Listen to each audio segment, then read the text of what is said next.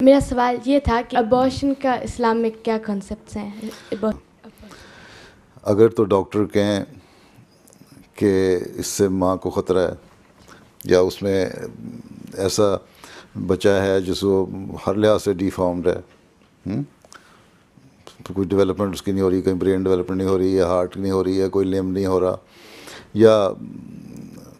ایسی ہے کہ جو پیدا ہونے کے بعد بھی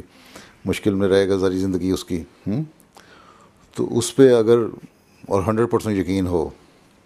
ٹھیک ہے، ایک سکین، دوسرا سکین، تیسرا سکین، آج کل تو سکین بھی ہو جاتے ہیں نا، تو پھر جائز ہے ابارشن کروانا، لیکن بالکل شک کی بنیاد پہ ابارشن نہیں ہونی چاہیے، ٹھیک، وہ گناہ ہے، زندگی ختم نہیں کرنی چاہیے کسی کی. اوکے، جزاک اللہ.